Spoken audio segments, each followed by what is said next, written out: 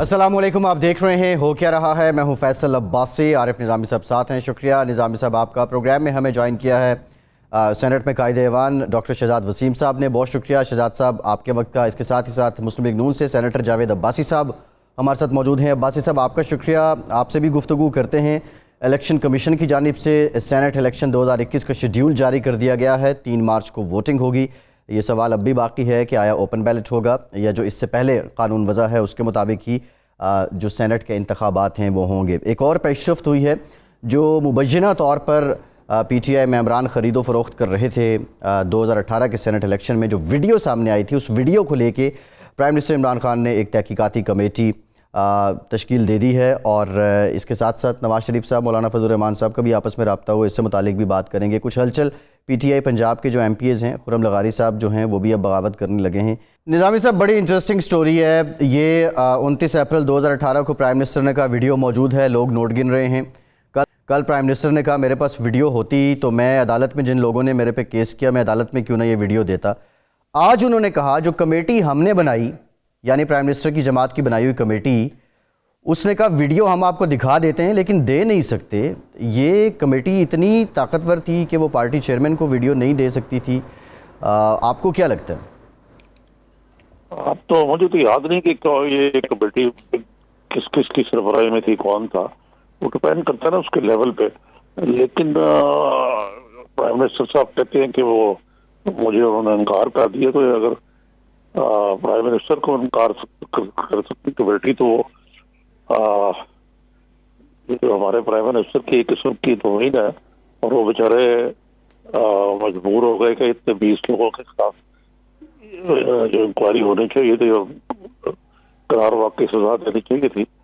اب جب کہ سینٹ کے دوبارہ انتخاب ہونے کو آیا، وہ ویڈیو جو ہے وہ دکھائی گئی ہے۔ اب اس کے پیچھے تو کیا وہ موقف ہے یا کیا اس کی میں کیا حکمت عملی ہے کہ جب سپریم کورٹ ایک کیس سن رہا ہے آپ کا کہ اوپن بیلٹ ہو یا سیکرٹ وغیرہ دیا جائے، تو یہ ویڈیو لیک ہو جاتی ہے، وچ از انڈائریکٹلی جو ہے یہ پریشر کورٹ سے پڑتا ہے کہ دیکھیں اتنی چوری چکاری ہو رہی ہے جناب، آپ بیٹھے ہوئے یہ کہ نہیں بیلٹ سیکرٹ ہونا چاہیے۔ تو یہ اس قسم کی جو چیئرمین ہوئی ہیں، ہوپ ایسا نہ ہو، اور حکومت کو واقعی کوئی اپنے 20 آدمی جو کہہ رہے نا کاروائی کریں گے 3 کے خلاف کی، باقیوں کو معافی دے دی تھی، اور ان سے کتنی رقم موصول ہوئی تھی۔ جی ٹھیک ہے شہزاد وسیم صاحب، یہی سوال ہے کہ کیا یہ کمیٹی اتنی جاندار تھی کہ پارٹی چیئرمین کو ویڈیو دکھا تو سکتی ہے لیکن دے نہیں سکتی؟ جی عباسی صاحب شکریہ۔ ایک تو میں شکر گزار ہوں کہ آپ نے آج اس موضوع پر یہ پروگرام کیا۔ بات ویڈیو دکھانے کی نہیں ہے، بات اس ایشو کی ہے کہ جس پر عمران خان نے لیڈ لی، اور آج پوری قوم جو ہے وہ اپنی آنکھوں سے دیکھ رہی ہے کہ یہاں پر سیاست میں جو پیسے کا اثر و رسوخ ہے وہ کس حد تک بڑھ چکا ہے، اور خصوصاً جو سینٹ کے الیکشنز ہیں ان پر ہمیشہ کوسچن مارک رہا ہے۔ یہ ویڈیو اس کا ایک جیتا جاگتا بولتا ثبوت ہے، اور اس میں صرف یہ بات نہیں ہے کہ کون پیسے دے رہا ہے اور کون پیسے لے رہا ہے۔ پاکستان تحریک انصاف وہ پہلی پارٹی تھی کہ جس نے اس کے باوجود کہ وہاں پر ایک بڑی کم میجورٹی تھی اور بڑی مشکل کے ساتھ وہاں پر حکومت تھی، پہلی دفعہ حکومت ملی تھی کے پی میں، اصول کی بنیاد پر اپنے انکوائری کرنے کے بعد اپنے 20 ایم پی ایس کو فارغ کیا۔ یہ اس موقف کی مضبوطی اور دلیل ہے کہ سیاست میں جو پیسے کا استعمال ہے اس کو یہ پارٹی ریجیکٹ کرتی ہے، اور اسی بنیاد کے اوپر پہلے دن سے عمران خان کا یہ موقف رہا کہ جو سینٹ کا الیکشن کا طریقہ کار ہے اس پہ بات ہونی چاہیے، کیونکہ یہ ایک ہارس ٹریڈنگ کا اور ایک خرید و فروخت کا، ایک سوداگری کا ایک بازار گرم ہو جاتا ہے۔ ابھی آپ نے دیکھا، ابھی جب سینٹ کا الیکشن قریب آئے تو اسی طرح کی چہمگوئیاں ہر طرف، کوئی جادوگر بن کے آ رہا ہے، کوئی سوداگر بن کر آ رہا ہے، بولیاں لگ رہی ہیں، ایوان منڈیوں کی صورت نظر آتے ہیں، اراکین کو گھوڑوں کی طرح ٹریٹ کیا جاتا ہے، مربے کھلائے جاتے ہیں، اور یہ دعوے کیے جاتے ہیں کہ ہم پہلے سے زیادہ اپنی جو ہماری تعداد ہے اس سے زیادہ. ڈاکٹر صاحب یہ اصولی موقف ہے, یہ بات ٹھیک ہے, سوداگری بھی ہے, ضمیر فروشی بھی ہوتی ہے, لیکن یہاں جو سوال اٹھ رہا ہے بطور پرائم منسٹر, جو سٹیٹمنٹس ہیں ان میں جو ایک تضاد سامنے آتا ہے. کل پرائم منسٹر نے کہا اگر ویڈیو ہوتی تو جو آپ کے پارٹی کے لوگ نکالے تھے ان میں ایک زاہد درانی اور ایک اور صاحب تھے جنہوں نے وزیر اعظم کو نوٹس کیا تھا, وزیر اعظم نے کہا کہ میں عدالت میں نہ لے جاتا ویڈیو. آج وہ کہہ رہے ہیں کہ ویڈیو دکھائی گئی اور ویڈیو دی نہیں گئی. 2018 میں انہوں نے کہہ دیا کہ لوگ نوٹ گن رہے ہیں اور ویڈیو تھی. تو یہ بیان میں بطور پرائم منسٹر تضاد کیوں ہے؟ یہ بنیادی سوال ہے. نہیں, تضاد تو بالکل نہیں ہے. ویڈیو سامنے آ گئی ہے اور ویڈیو اس وقت ساری قوم دیکھ رہی ہے. عدالت میں جب ضرورت ہوگی تو عدالت میں بھی پیش ہو جائے گی. اصل ایشو کیا ہے؟ ایشو یہ ہے کہ پیسے کی سیاست کو ہم نے ختم کرنا ہے اور اس کے لیے کیا انیشیٹو لیے جائیں. اور یہاں میں یہ بات ضرور کرنا چاہوں گا کہ دیکھیں, بدقسمتی سے کہ ہماری یہ دونوں بڑی پارٹیاں ہیں زبانی دعوے کرتی رہی ہیں, مگر انہوں نے سیاست میں پیسے کو بالکل اس طرح کیا کہ جیسے وہ اس کی نس نس میں سما گیا. آپ دیکھیں اس کی تاریخ, عارف نظامی صاحب تشریف فرما ہے, یہ میرے استادوں میں سے ہیں, اور انہوں نے تو پاکستان کی سیاسی تاریخ کو اپنی آنکھوں سے بڑے قریب سے بنتے ہوئے دیکھا ہے. میں زیادہ دور نہیں جاتا, میں صرف چارٹر آف ڈیموکریسی کی بات کرتا ہوں کہ آپ دیکھیں کہ وہاں پر دونوں بڑی پارٹیز. ڈاکٹر صاحب میں ذرا عباسی صاحب خاصی دیر سے ہولڈ پہ اس پہ آتے ہیں, چارٹر آف ڈیموکریسی میں آتے ہیں, اس پہ بھی آتے ہیں کہ دونوں جماعتوں نے ایگری بھی کیا تھا. جاوید عباسی صاحب, پرائم منسٹر نے آج کہا کہ 50 سے 70 کروڑ روپے ایک سینیٹر کا جو ہے وہ ریٹ لگ رہا ہے. اب اگر پی ٹی آئی تو یہاں پیسے نہیں لگا رہی, پھر یا نون لیگ بچتی ہے یا پیپلز پارٹی بچتی ہے, بڑی جماعتیں آپ ہی ہیں, تو کیا واقعی آپ لوگ یہ خرید رہے ہیں؟ اور جو پہلے روایتی الیکشن ہوتے تھے اس میں تو ہم نے دیکھا یہ سوداگری ہوتی تھی, تو کیا اب کی بار بھی ہو رہی ہے؟ بسم اللہ الرحمن الرحیم. بہت شکریہ. ناصر صاحب دیکھیں کہ پرائم منسٹر صاحب نے پچھلے 2-3 دنوں سے وہ کہہ رہے ہیں کہ مجھے بھی آفر ہوئی ہے, مجھے بھی کہا گیا ہے, مجھے بھی کسی نے کہا ہے کہ آپ ٹکٹ دیں تو 40 کروڑ روپیہ لے لیں یا 60 کروڑ روپیہ لے لیں. اب وقت آ گیا ہے کہ وہ اس ملک کے وزیر اعظم ہیں, وہ نہ پوزیشن میں بیٹھے ہوئے ہیں, نہ وہ ایسی کسی ایک جماعت کے لیڈر ہیں کہ ان کی ایکسیس نہیں ہے. ان کو مہربانی کر کے جس آدمی نے پرائم منسٹر آف پاکستان کو آفر کی تھی, جب بھی کی تھی, انہیں اس کا نام بتانا چاہیے تھا اور اس کے خلاف کیس ہونا چاہیے تھا. اب یہ جو 2018 والی جو آپ بار بار پوچھ رہے ہیں اور لیڈر آف دا ہاؤس اس بات پہ نہیں آ رہے, پرائم منسٹر صاحب نے 2018 میں کیٹیگریکل انہیں ایم پی ایس کو چیلنج کیا کہ اگر آپ میں سے کسی کو شک ہے تو ہمارے پاس ویڈیو ہے, آپ آئیں اور آپ نوٹ گن کے لے رہے ہیں, ہم آپ کو ویڈیو دکھائیں گے. یہ بات انہوں نے کہی ہے. جب 2 دن پہلے ان سے پوچھا گیا تو انہوں نے کہا جی کہ ہمارے پاس تو وہ ویڈیو نہیں تھی, اگر ہوتی تو میں عدالت میں پیش کرتا, میرے خلاف کیسز تھے. آج انہوں نے کہا کہ مجھے ویڈیو دکھائی ضرور گئی تھی لیکن اس کو میرے پاس ایکسیس نہیں تھا. اب اس سے زیادہ امپارٹنٹ مسئلہ میرے پاس اس وقت یہ ہے کہ اب اس وقت تو پرائم منسٹر صاحب کو شک ہوگا, ان کو ویڈیو نہیں ملی, آج ویڈیو ان کے ہاتھ آ گئی ہے.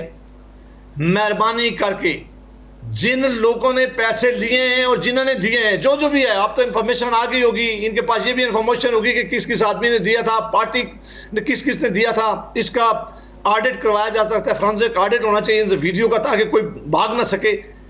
ان کے خلاف تو سخت کارروائی ہونی چاہیے اور کارروائی کے بعد الیکشن کمیشن آف پاکستان میں سب نام جانے چاہیے جنہوں نے پیسے دیے اور جنہوں نے لیے جی, تاکہ ہمیشہ کے لیے الیکشن کمیشن ان لوگوں کو تو ڈسکوالیفائی کر دے جو الیکشن آئندہ کے لیے نہ لڑ سکے. جی ٹھیک ہے. اب میں آتا ہوں جو بھی الیکشن کا معاملہ ہے, یہ بالکل ٹھیک بات ہے. میں اس بات سے اتفاق کرتا ہوں کہ پاکستان میں بڑی بدقسمتی ہے کہ جب بھی سینیٹ آف پاکستان کے الیکشن ہوئے, سیریس کوسچن ہمیشہ الیکشن کے اوپر اٹھے, اور اسپیشل 2 پروونسز میں جس میں ایک سے میرا بھی تعلق ہے اور بلوچستان اور خیبر پختونخوا میں, کہ پیسے کا نام آتا رہا ہے, پیسہ چلتا رہا ہے. لیکن اگر حکومت سنسیئر تھی, اگر یہ کام اچھے طریقے سے کرنا چاہ رہی تھی, انہیں یہ ریفرنس دے کہ سپریم کورٹ آف پاکستان جانے سے پہلے انہیں پارلیمان میں آنا چاہیے تھا. یہ معاملہ یہ پارلیمان میں لا کے ڈسکس کرتے, آج سے 6 مہینے پہلے, سال پہلے, 4 مہینے پہلے, اور دونوں ہاؤسز کی کمیٹی بناتی. اگر یہ سپریم کورٹ آف پاکستان میں چلے گئے تھے, پھر انہیں سپریم کورٹ آف پاکستان میں انتظار کرنا چاہیے تھا کہ وہاں کی ججمنٹ کیا آنی تھی اور اس کے بعد یہ کام کرتے. اب ایک معاملہ سپریم کورٹ آف پاکستان میں پینڈنگ ہے جس میں آج بھی ہیئرنگ ہوئی ہے, اور مجھے لگتا ہے کہ ہفتہ یا 10 دن ہیئرنگ اس کی ہو رہے گی. الیکشن کا شیڈیول آ گیا, کل اور پرسوں الیکشن نومینیشن پیپر سبمٹ ہونے. یہ کانسٹیٹیوشنل امینڈمنٹ میں لے کے آئے نیشنل اسمبلی میں, اس پہ ابھی ڈسکشن بھی نہیں ہوئی تھی. رات کے اندھیرے میں ایک آرڈیننس نکال دیا یہ سارا جو مذاق ہوا ہے. جی ٹھیک ہے عباسی صاحب ایک بریک لیتے ہیں ایک بریک لیتے ہیں اور اس آرڈیننس سے متعلق بھی بات کرتے ہیں. ہمارے ساتھ رہیے.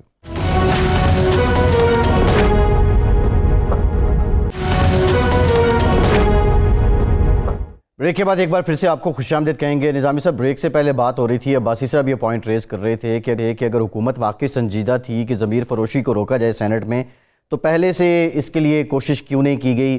نظامی صاحب آپ کو کیا لگتا ہے حکومت جو اس وقت کوششیں کر رہی ہے, ایک جانب صدارتی ریفرنس بھی ہے, آئینی ترمیم بھی قومی اسمبلی میں لائی گئی, پھر آرڈیننس بھی آ گیا, یہ واقعی بڑی ساؤنڈ مووز ہیں اور ان کے ذریعے یہ پاسبل تھا؟ نہیں, میرا خیال ہے کہ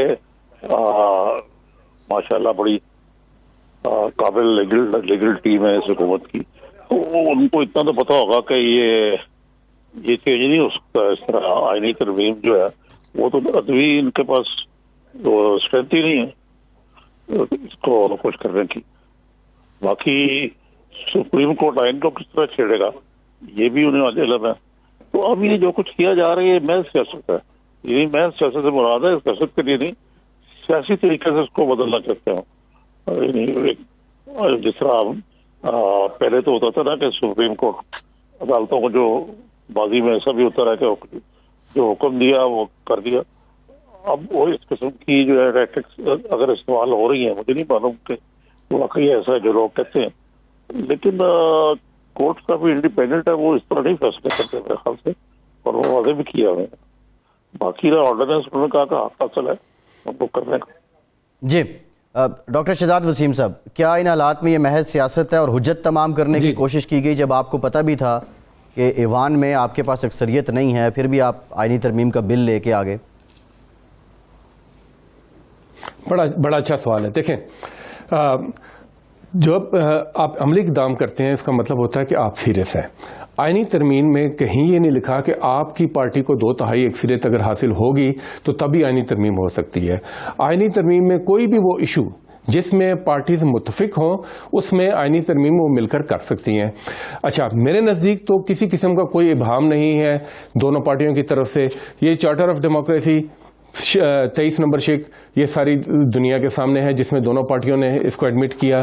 میرے آنریبل کولیگ نے ابھی بات کی تھی کہ ہاؤس میں ڈسکس ہونا چاہیے, تو یہ خود اس کمیٹی کے ممبر تھے. آپ نے ایک بات کی کہ 2/3 اکثریت درکار نہیں ہے. میری گزارش میں کلیئر کرنا چاہ رہا ہوں, آپ نے کہا کہ کانسٹیٹیوشنل امینڈمنٹ کے لیے 2/3 اکثریت کی ضرورت نہیں ہے, اور اگر نہیں ہے تو جو پھر سمپل لا میکنگ ہے. میں نے کہا 2/3 اکثریت آپ کی پارٹی کی نہیں ہونی چاہیے, ایوان میں 2/3 اکثریت ہونی چاہیے. میں یہ کہہ رہا ہوں کہ ایوان میں 2/3. اچھا, اب تو یہ کہتے ہیں نا آپ کے پاس نمبرز نہیں ہیں, تو ٹھیک ہے آپ کے پاس نمبرز نہیں ہیں, مگر قانون آئینی ترمیم کے لیے آپ کی پارٹی کی 2/3 اکثریت ہونی ضروری نہیں ہے. ایوان کے ممبران میں اگر 2/3 اس کے حق میں ووٹ دیں گے تو دیں گے. ہم یہ کہتے ہیں کہ آپ کا اسٹیٹڈ موقف یہ ہے کہ آپ بھی اس کے حق میں ہے کہ اوپن بیلٹنگ ہونی چاہیے. اس کا ثبوت یہ ہے کہ آپ نے چارٹر آف ڈیموکریسی میں اس کو دستخط کیے.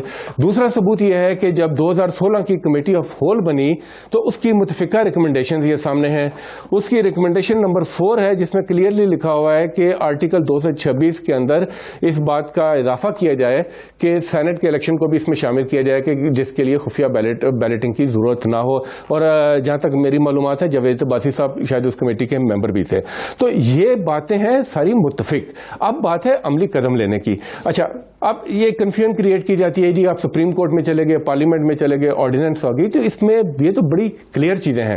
دیکھیں, ہم یہ سمجھتے تھے اور ہم یہ سمجھتے ہیں کہ شاید آئین میں ترمیم کی ضرورت اس میں نہ ہوتی اور صرف الیکشن کمیشن کا جو ایکٹ ہے اس میں ترمیم سے کام ہو جاتا. مگر اب آئین کی تشریح کون کرے گا جب اس قسم کی باتیں ہیں جہاں پر ifs اینڈ بٹس ہیں؟ تو اس تشریح کے لیے رائٹ فورم ہے سپریم کورٹ. حکومت وہ لے کر سپریم کورٹ میں چلے گی کہ آپ ہماری رہنمائی فرما دیجیے گا. ہمارے دوستوں نے کہا جی کہ یہ آپ اس کو پارلیمان میں لے کے آئیں تاکہ پارلیمان کے اندر پارلیمان اس کا فیصلہ کرے. اب تو یہ ساری دنیا کے سامنے ہے, جب وہ پارلیمان میں آئی ہے, پارلیمان میں آئینی ترمیم کو لے کے آئے تو کیا حال ہوا. بات رہے گی آرڈیننس کی.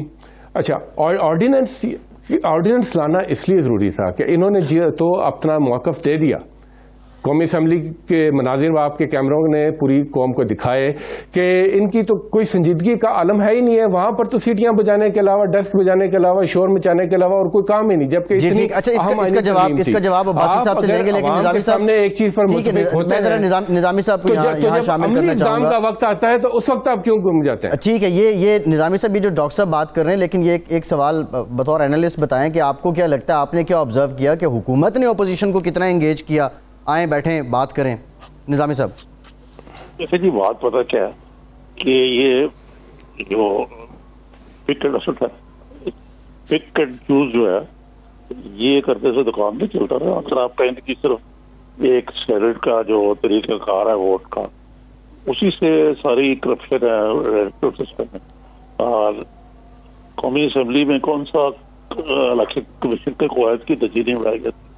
کیا کوئی ایم این اے اتنی پیسے خرچ کرتا ہے جو الاؤڈ ہوتے ہیں انڈر رولس، اور اس کے علاوہ اور جو لین دین کے ہارس ٹریڈنگ جو ہے اس میں کیا یہ اپنے سینے پہ ہاتھ رکھ کے کہہ سکتے کہ اپنے ہارس ٹریڈنگ کا فائدہ اٹھا کے اقتدار میں آئے؟ وہ یہ کہہ دینا کہ چور ہے، وہ چکے ہے سارے. یہ بات یہ ہے کہ یہ آرڈیننس ہو یا ترمیم ہو یا کچھ ہو، یہ باتیں ہوتی ہے آپ بیٹھ کے مذاکرات کریں، اور مذاکرات کے ذریعے یہ جو اور بھی بہت ساری انوملیز ہیں ہماری ڈیموکریسی میں اس کو ٹھیک کریں اور اتفاق رائے پیدا کریں.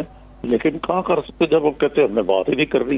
جی تو یہ تو ڈیموکریٹک سسٹم نہیں. اسی لیے اکانومسٹ نے ایک ریٹسٹک سروے چھاپا جس نے پاکستان کو جمہوریت نہیں بلکہ ایک ہائبرڈ سسٹم قرار دیا. جی بالکل ٹھیک ہے. عباسی صاحب، اوپن بیلٹ ہی واحد حل ہے؟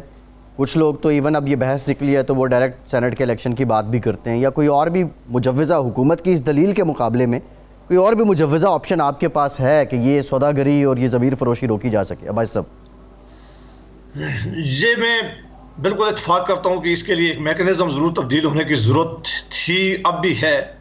لیکن چونکہ سپریم کورٹ آف پاکستان کے پاس یہ ریفرنس لے کے گئے، میری جو رائے ہے اور بڑی میں عرصے سے اپنی یہ رائے دے رہا ہوں کہ آرٹیکل 2 to 6 بالکل کلیئر ہے. جب تک کانسٹیٹیوشنل امینڈمنٹ نہیں ہوگی اس وقت تک اوپن بیلٹ کے ذریعے الیکشن نہیں ہو سکتے. حکومت کو اس بات کا پتہ تھا، وہ جان بوجھ کے یہ ریفرنس دے کے گئی ہے.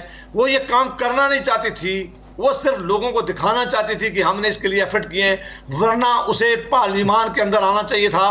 وہ پارلیمان کے اندر ڈسکشن کی تھی. اگر سیاسی جماعتیں ووٹ نہ دیتی تو خود بخود سامنے آتی اور ایکسپوز ہوتی. لیکن جب یہ ریفرنس لے کے چلے گئے پھر یہ بل انٹروڈیوس کرواتے تھے تو اس پہ بات نہیں کی جا سکتی جب تک سپریم کورٹ پاکستان اس ریفرنس کا فیصلہ نہ کرے. جو ماحول خراب ہے فیصل صاحب، میں آپ بھی اور نظامی صاحب سارا عرصہ آپ دیکھتے رہیں، اپوزیشن ساری دنیا میں سوال اٹھاتی ہے. یہ کام ہے اپوزیشن کا کہ وہ حکومت سے پوچھتی ہے. اگر ہم آج حکومت سے پوچھتے ہیں کہ مہنگائی کیوں ہے، ہم پوچھتے ہیں کہ جناب گورننس کے ایشو ہیں، ہم پوچھتے ہیں کہ غربت بڑھ رہی ہے، ہم حکومت سے پوچھتے ہیں کہ دوائیاں اور چینی اور آٹے میں کن لوگوں نے پیسہ کمایا، جو آپ نے انکوائری کی اس کی رپورٹ بتائیں. ہم حکومت سے پوچھتے ہیں کہ آپ نے جو قوم سے وعدے کیے تھے وہ پورے نہیں ہوئے. ہونا یہ چاہیے کہ حکومت ہمیں ان سوالوں کا جواب دے، ہاؤس میں وہ ہمیں سیٹسفائیڈ کرے، وہ آ کے ایکسپلین کرے. یہ کیا کرتے ہیں؟ یہ کہتے ہیں یہ چور ہیں، یہ ڈاکو ہیں، یہ انڈیا کے ایجنٹ ہیں، یہ اسرائیل کے ایجنٹ ہیں، ہم انہیں نیب کے ذریعے اندر کروائیں گے. اور ایک ایسا ماحول کریٹ کر دیا جاتا ہے جہاں بات کرنے کے لیے کوئی بات کر نہیں سکتا. جو فیٹف کے بل میں بھی ان کا حصہ تھا. ہم نے ان کے ساتھ بیٹھ کر اگر بات کرنے کی کوشش کی کہ ہم نے کہا کہ ریاست پاکستان کو یہ ریکوائرمنٹ ہے اور ہم بیٹھ کے بات کریں، ابھی ہماری ڈسکشن ہو رہی ہوتی تھی. ان کے وزراء باہر آتے تھے، پرائم منسٹر صاحب رات کو کہتے تھے یہ این آر او مانگنے آ رہے ہیں، یہ اپنی غلطیاں چھپانے کے لیے آ رہے ہیں، یہ مجھ سے این آر او مانگتے ہیں. یہ کبھی پارلیمان کی ہسٹری میں نہیں ہوا کہ جب دونوں ہاؤسز کے کوئی لوگ بیٹھ کر کسی بل کے اوپر ایک کمرے میں بیٹھ کر بات کریں اور پھر رات کو ان کا تماشا لگایا جائے. یہاں پلوامہ کا مسئلہ ہوا، ساری لیڈرشپ آ کے بیٹھی ہے. ایون ملٹری جو آرمی چیف ہے وہ بھی آئے. سب ایکسپیکٹ کرتے تھے کہ آج پرائم منسٹر آف پاکستان بھی آتے. یہ ریاست پاکستان کا ایشو ہے، انہوں نے آنے سے انکار کر لیا. دوسرا موقع آیا جب کرونا کا معاملہ آیا، ساری لیڈرشپ چلی گئی ہے. پرائم منسٹر صاحب اس میٹنگ میں تو اٹھ کے چلے گئے. انہوں نے کہا میں ان ڈاکوؤں اور ان چوروں کو تو میں دیکھنا نہیں چاہتا، تو میں ان کے ساتھ بات کروں.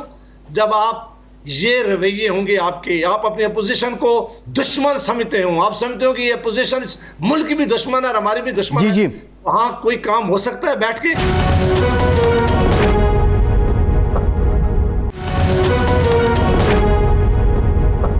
ڈاکٹر صاحب, یہ جو سرکاری ملازمین احتجاج کر رہے ہیں, ابھی تک احتجاج ان کا جاری ہے, گو کے مطالبات آپ نے مان لیے ہیں, 25% جو ایڈہاک الاؤنس ہے ان کو دینے کا فیصلہ کیا گیا ہے, ان لوگوں کی پشت پناہی تو کہیں کوئی سیاسی جماعت نہیں کر رہی, اور اگر نہیں کر رہی تو آپ نہیں سمجھتے کہ یہ آپ کی ناکامی ہے کہ وہ لوگ جو سرکار کے حکومت کے ماتحت ہیں وہی آپ کے خلاف اٹھ کھڑے ہوئے ہیں اور وہی اب یہ کہہ رہے ہیں کہ ہمارے ہاتھ اوپر ہیں, ہم اتنی آمدن میں گزارا نہیں ہوتا؟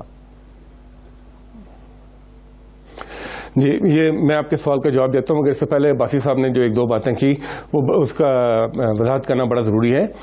یہ جو فیٹف کی بات کر رہے تھے, فیٹف میں تو انہوں نے لکھ کر این آر او مانگا ہے, زبانی تو مانگا ہی نہیں ہے, انہوں نے رائٹنگ بلیک اینڈ وائٹ میں این آر او مانگا ہے اور کمرے میں بیٹھ کے این آر او مانگا ہے.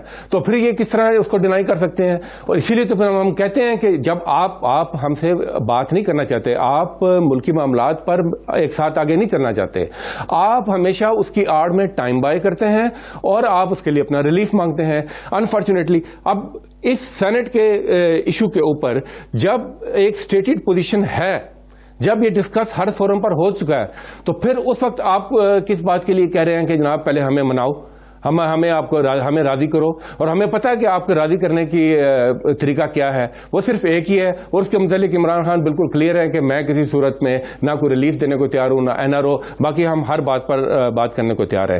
جہاں تک آپ نے بات کی سرکاری ملازمین کی, دیکھیں حکومت کو احساس ہے اور حکومت ان سے انگیجڈ ہے, اور جیسے آپ نے خود کہا کہ ان کے ساتھ مطالبات میں کافی پیش رفت بھی ہو چکی ہے اور ان کے مطالبات مان بھی لیے گئے ہیں. اگر اس میں کوئی پھر بھی کمی رہتی ہے, کیونکہ میں اس کمیٹی کا حصہ نہیں ہوں, مجھے اس وقت کی ڈیولپمنٹس کا نہیں پتا, مگر جو میری آخری معلومات تھی اس وقت تک ان کے ساتھ معاملات طے پاگے ہوئے تھے. اور ڈاکٹر صاحب سوال یہ ہے کہ یہ نوبت کیوں آئی کہ لوگ سڑکوں پہ آ گئے, لوگوں نے ہاتھ اٹھا لیے, اس تنخواہ میں گزارا نہیں ہے, یہ نوبت کیوں آئی؟ سوال تو یہ ہے نا. دیکھیں جمہوری حکومتوں میں جمہور سڑکوں پر آتی ہے, اپنوں سے ہی گلا ہوتا ہے, یہ ان کی اپنی حکومت ہے, وہ ہم سے گلا نہیں کریں گے تو کس سے گلا کریں گے؟ مسئلہ ہمارے اپوزیشن کے دوستوں کا ہے کہ پہلے تو یہ نکلے تھے ایک بیانیہ لے کر جس کو عوام نے مسترد کر دیا, ان سے نہ جلسہ کھیل سکے نہ جلوس کھیل سکے. اس کے بعد انہوں نے رینٹ اے کراؤڈ کا کام شروع کر دیا, وہ مولانا صاحب سے ریکویسٹ کی اور مدرسوں کے بچے کے ساتھ. آج کل یہ اسی طاق میں ہے کہ کہیں پر کوئی اگر اپنا جمہوری حق یا اپنا مانگتا ہے تو یہ اپنی مور لے کے وہاں پر پہنچ جاتے ہیں ایک اور رینٹ کراؤڈ ڈھونڈنے کے لیے. مگر وہ کیا اس احتجاج کے پیچھے یہ ہیں, یہ نون لیگ والے, پیپلز پارٹی والے, جے یو آئی والے, یہ سرکاری ملازمین جو احتجاج کر رہے ہیں اس کے پیچھے ہیں؟ دیکھیں ڈوبتے کو تو تنکے کا سہارا نا, ان کا جو بیانیہ وہ تو بری طرح پٹ چکا ہے, فیل ہو چکا ہے, عوام ان کو مسترد کر چکے ہیں اور یہ کہتے ہیں کہ ہم آپ سے جواب مانگتے ہیں. اور بھائی 2.5 سال ہوئے ہیں اس حکومت کو, ابھی تو آپ کا ملبہ ہم صاف کر رہے ہیں. 33 سال اور 35 سال جو اس ملک کو دونوں ہاتھوں سے بے رحمی سے لوٹتے رہے ہیں, کیا قوم کو حق نہیں ہے کہ وہ ان سے جواب مانگے؟ آپ کو اپنے بھی جواب دینے ہوں گے اور ایک لمحے کا جواب دینا ہوگا کہ جس بے دردی سے آج جو سرکاری ملازمین ہیں, یہ آپ ان کے ساتھ جو ان کے مسائل ہیں آپ اس میں برابر کے شریک ہیں. ہم تو اس کو بہتر کرنے کی کوشش کر رہے ہیں. تو یہ سوال و جواب کا سلسلہ جو ہے یہ سیاست کا حصہ ہے اور یہی خود احتسابی کا جو ہے اس کے لیے ضروری ہے. جہاں تک ان کا ہے یہ ضرور اس میں جب اس قسم کی چیز ہوتی ہے تو کچھ لوگ اپنے ذاتی مقاصد کے لیے عباسی صاحب ہوتے ہیں تاکہ وہ اپنے مقاصد کو آگے بڑھا سکیں. مگر ہم نے ان کو انگیج کیا ہے اور ہم ان کے مطالبات پر ہمدردانہ غور کر رہے ہیں اور ان کو انشاءاللہ ہم ریلیف فراہم کریں گے جس طرح پاکستان کے دوسرے طبقوں کو ریلیف فراہم. عباسی صاحب وہ سنا تھا یاد ماضی عذاب ہے یارب, لیکن اب تو یہ معاملہ ہے کہ یاد ماضی ساتھ ہے یارب. تو یہ تقریبا جی جب ملک کے وزیر اعظم خود کہتے ہیں کہ اس تنخواہ میں میرا گزارا نہیں ہوتا, حالانکہ ان کو اس سے زیادہ بہتر مرحات بھی ملی ہوئی ہیں, ان کو بہت سٹاف ملا ہوا ہے, پرائم منسٹر کی بہت ساری چیزیں جو ان کے بچے باہر سے ان کو پیسے نہیں بھیجتے. ذرا سن تو لے, مہربانی کریں آپ قائد بہانے ہمارے تو آپ کم از کم اخلاق کی ضرورت ہونا ہماری بات ایک دوسرے کی تمام سننے بات کریں تو مہربانی کر کے جب وہ کہتے ہیں کہ میرا گزارا نہیں اخلاقیات کی بات خیر آپ نہ کریں. ایک سرکاری ملازم کا اتنی بڑی مہنگائی میں پچھلے 2.5 سالوں میں پاکستان کے 20 سالوں میں اتنی بڑی مہنگائی نہیں ہوئی جتنے پچھلے 2.5 سالوں میں انہوں نے مہنگائی کی ہے. آپ اور ہر تیسرے مہینے بجلی کا بل, گیس کا بل, آٹا, چینی, روزمرہ کی چیزیں آپ دیکھ لیں, دوائیاں 500% کی کچھ چیزیں انہوں نے مہنگی کی ہیں. اب اگر یہ تنخواہ نہیں بڑھے تو وہ 2 وقت کی روٹی کہاں سے کھائیں, وہ اپنے گھروں میں بجلی اور گیس کے بل کہاں سے دیں, وہ کہاں سے اپنے بچوں کو اسکول بھیجیں. اور یہ کہتے ہیں کہ جمہور تو سڑکوں پہ نکلتا ہے. اور یہی اگر جمہور نکلا ہوتا جو کسان وہاں نکلے ہوئے ہیں پھر انڈیا میں جن کو پرائم منسٹر صاحب مسالے دیتے ہیں کہ مودی کے ظلم کی وجہ سے لوگ نکلے ہوئے ہیں, پھر ان کو بھی کہنا کہ وہ بھی جمہور کی وجہ سے نکلے ہوئے ہیں. یہ اس حکومت کسی کی بات اس وقت نہیں سنتی جب تک لوگ سڑکوں پہ آ کر زور سے اس چیز سے نہیں منواتے.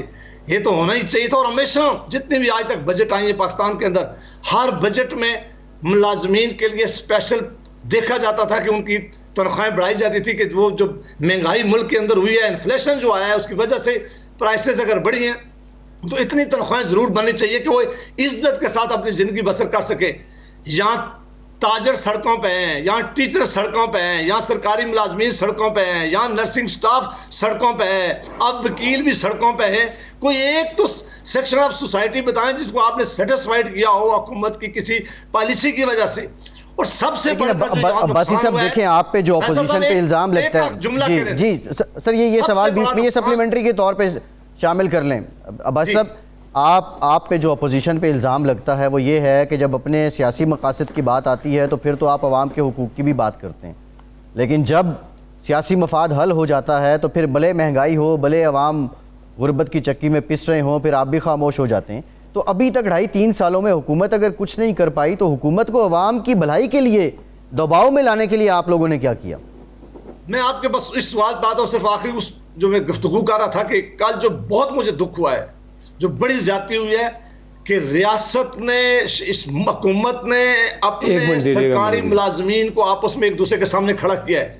مارنے والا بھی کل سرکاری ملازم تھا, مار کھانے والا بھی سرکاری ملازم کل تھا. یہ جب عمل آپ کریں گے, جب آپ اپنی فورس کو استعمال کریں گے اپنے سرکاری ملازمین کے خلاف, یہ میسج بالکل غلط نہیں جاتا. یہ مجھے پہلی دفعہ دیکھنے میں ملا. یہ جو آپ نے سوال کیا, بڑا ریلیونٹ سوال آپ نے کیا ہے. پہلے دن سے ہم نے حکومت کو پورا ٹائم دیا ہے. پہلا وقت آیا, شہباز شریف صاحب آئے ایز اے اپوزیشن لیڈر, انہوں نے کہا ہے پرائم منسٹر صاحب آپ اکاؤنٹیبلٹی کی ڈرائیو جاری رکھیں, آپ ہمیں اندر کریں, نیب کے کیسز بلائیں, مہربانی کریں, آئیں چارٹر آف ہم کرتے ہیں اکانومی کہ آپ یہ اس ملک کی اکانومی اکیلے ٹھیک نہیں کر سکتے اور آپ ایسی سطح پر یہ ملک لے جائیں گے کہ ہم سارے ملک کو اس کو نہیں نکال سکتے. اسی طرح گالی دی گئی ہے, چور ہیں, ڈاکو ہیں. 2.5-3 سال تک ہم ان سے یہ ریکویسٹ کرتے رہے کہ آپ نے مہنگائی بہت زیادہ کر دی ہے, آپ نے غربت بہت بڑھ رہی ہے, آپ نے جو وعدے کیے تھے گھروں کے پورے نہیں ہو رہے, آپ جو نوکریوں کے وعدے کیے تھے وہ نہیں ہیں.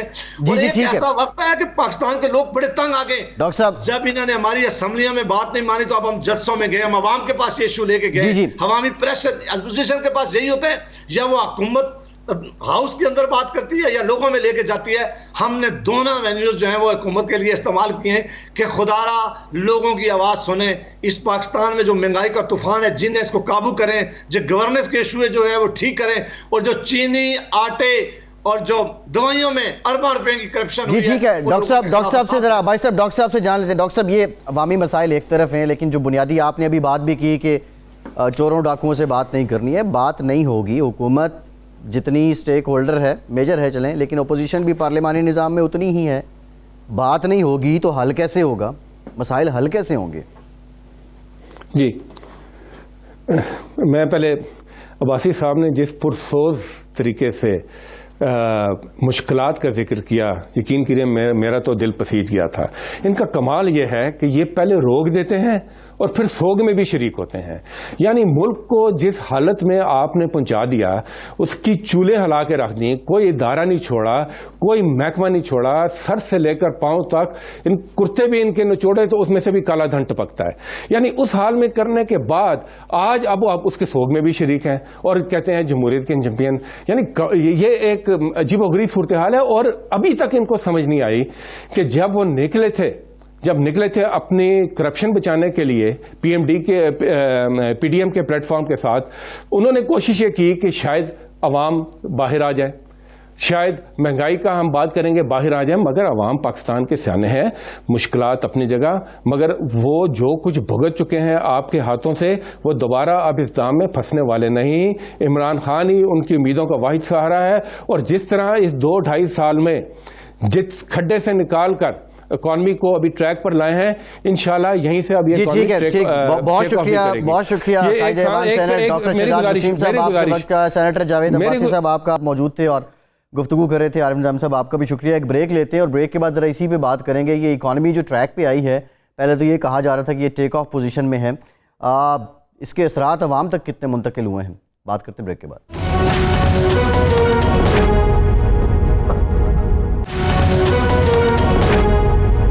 بریک کے بعد ایک بار پھر سے آپ کو خوش آمدید کہیں گے۔ ہمارے ساتھ موجود ہیں ڈاکٹر فروخ سلیم صاحب، ماہر معیشت ہیں، بڑی گہری نظر رکھتے ہیں۔ ڈاکٹر صاحب تھینک یو ویری مچ، آپ نے جوائن کیا۔ ڈاکٹر صاحب بریک سے پہلے بات ہو رہی تھی، جو حکومتی ترجمان تھے، نمائندے تھے، وہ کہہ رہے تھے کہ اس گورنمنٹ نے ایک ٹریک پہ لایا ہے اکانومی کو۔ ہم بیچ میں یہ باتیں بھی سنتے رہے کہ اب اکانومی جو ہے وہ ٹیک آف پوزیشن میں ہے، لیکن اسلام آباد میں آپ نے بھی دیکھا ہوگا سرکاری ملازمین آئے سڑکوں پہ احتجاج کر رہے ہیں اور کہہ رہے ہیں کہ اس آمدن میں گزارا نہیں ہے۔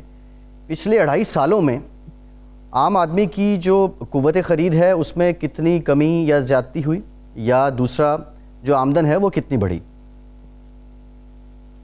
دیکھیے فیصل صاحب، جو حکومتی ملازمین آئے ہیں سڑکوں پہ نکلے ہیں، مجھے یاد نہیں کہ پہلے 50-60 سالوں میں کبھی اس طرح اتنی تعداد میں اور اس قسم کی ڈیمانڈز لے کے سرکاری ملازمین جو ہیں خود سے باہر نکل آئے۔ اب 3 چیزیں سوچیے کہ پہلی چیز یہ ہے کہ یہ سیاسی ورکرز نہیں ہیں، ان کے کوئی سیاسی مطالبات جو ہیں وہ نہیں ہیں۔ یہ آپ سمجھیے کہ کوئی قیمے کے نان کھانے کے لیے نہیں آئے تھے، کوئی بریانی کھانے کے لیے نہیں آئے تھے، اور یہ کوئی کسی مدرسے کے طالب علم نہیں ہیں۔ یہ 3 چیزیں یہ نہیں ہیں، ان کے کسی قسم کے کوئی سیاسی مطالبات نہیں تھے، ان کے پیورلی میں سمجھتا ہوں کہ معاشی مطالبات ہیں۔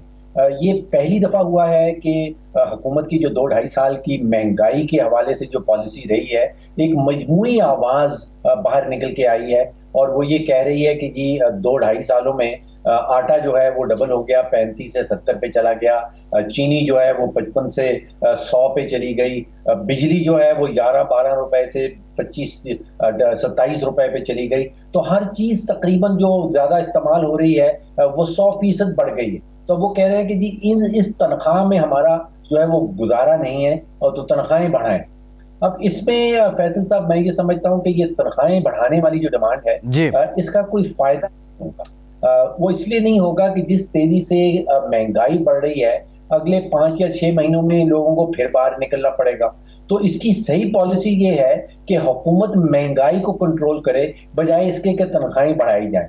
تنخواہیں بڑھا دیں، لیکن اس کے بعد مہنگائی کو کنٹرول کرنا جو ہے وہ اشد ضروری ہے، ورنہ مہنگائی اگر اس طرح سے بڑھتی جائے تو پھر آپ ابھی 25% بڑھا دیں گے، 6 مہینے سال کے بعد یہ لوگ پھر باہر آ جائیں گے۔ اور ابھی صرف یہ لوگ نکلے ہیں، جو مجموعی بوجھ ہے، جو وزن ہے جو پاکستانیوں کے اوپر پڑا ہے پچھلے 2 سے 2.5 سال میں، وہ بے تحاشا بڑھ گیا ہے۔ جو مجموعی وزن آپ کے اوپر تھا، میرے اوپر تھا آج سے 2 سال پہلے، اس کے مقابلے میں آج کا وزن جو ہے وہ بے تحاشا بڑھ گیا ہے۔ جی اب آپ سوچئے کہ جی ڈاکٹر صاحب، یہ جو آپ نے بات کی کہ تنخواہیں بڑھا بھی دی جائیں، مہنگائی جس تناسب سے بڑھ رہی ہے تو بڑی ہوئی تنخواہ میں بھی گزارا نہیں ہوگا، یعنی آپ کہہ رہے ہیں کہ قوت خرید اور کم ہوتی جائے گی۔ جو اکنامک پالیسیز ہیں گورنمنٹ کی، ان میں آپ کو کوئی تسلسل نظر آ رہا ہے، اور اگر ہے تسلسل تو وہ کس زاویے پہ ہے؟ دیکھیے، معیشت دان ہم لوگ جو ہیں عموماً معیشت کو بڑا پیچیدہ بنا کے پیش کر دیتے ہیں۔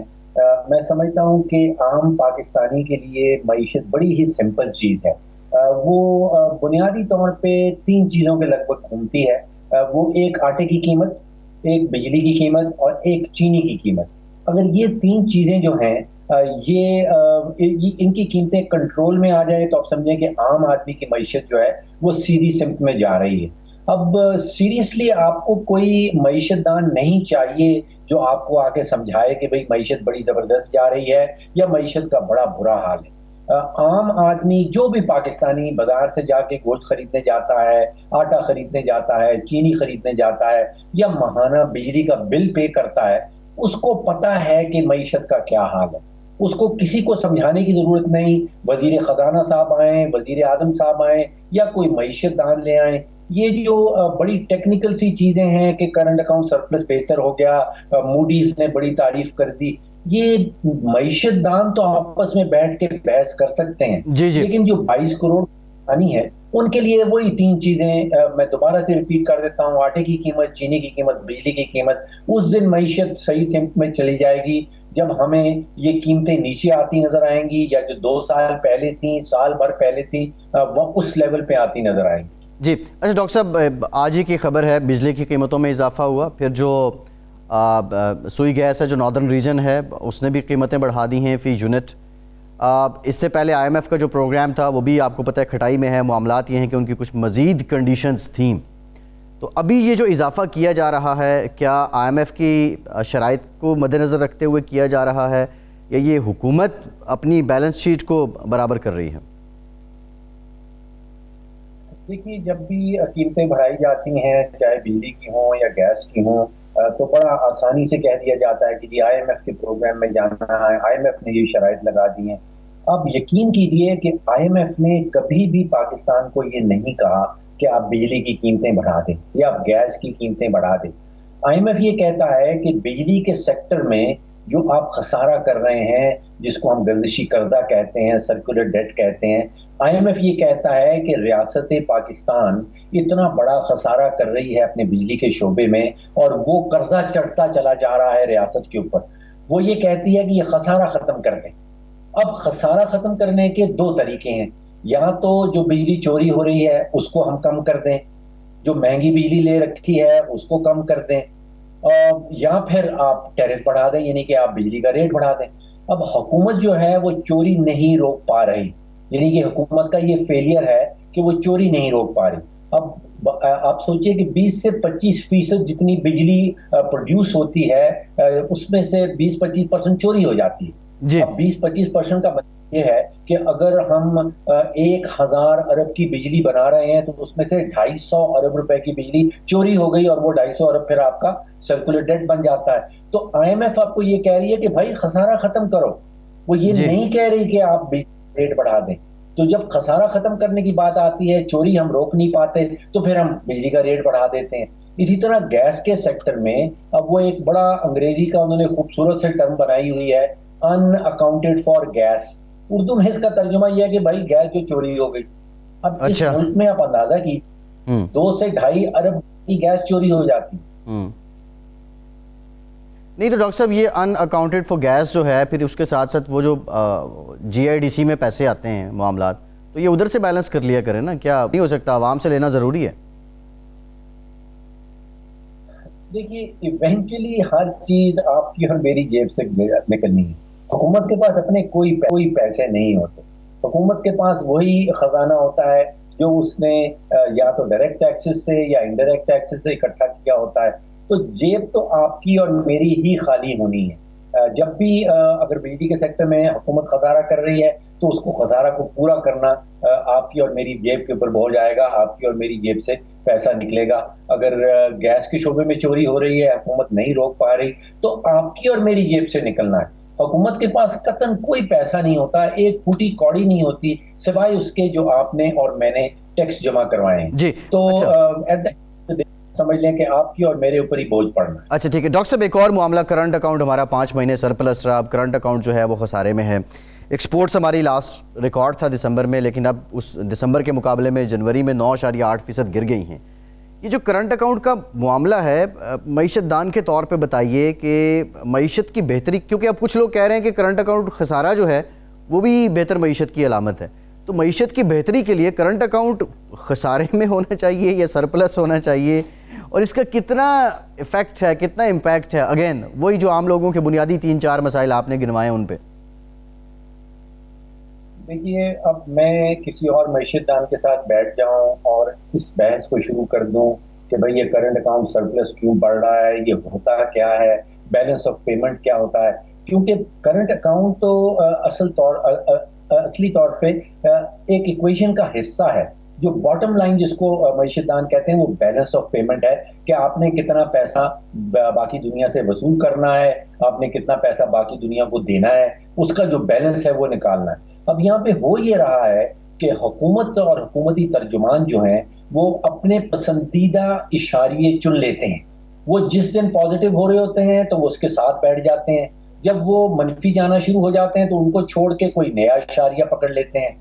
असल में मईशत का हाल अच्छा नहीं है, मजमूई तौर पे मईशत का हाल अच्छा नहीं है। जो हम कहते हैं जिसको मदर ऑफ ऑल इंडिकेटर्स, यानी कि सारे माशी इशारियों की माँ कह लें, बाप कह लें, वो है जीडीपी ग्रोथ, यानी कि हमारी जीडीपी जो है वो बढ़ रही है या कम हो रही है।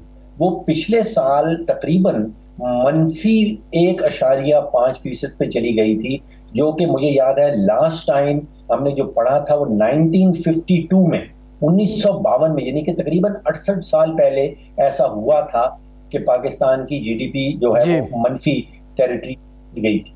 तो ये बहुत ही तारीखी मामला है, हमें फोकस करना होगा। ये आप अपने पसंदीदा इशारे उठा के ये साबित नहीं कर सकते कि मईशत बड़ी जबरदस्त जा रही है। जी ठीक, बहुत शुक्रिया डॉक्टर फ़ारूक सलीम साहब, आपके वक्त का वक्त खत्म हो गया है। आज के प्रोग्राम से इतना ही।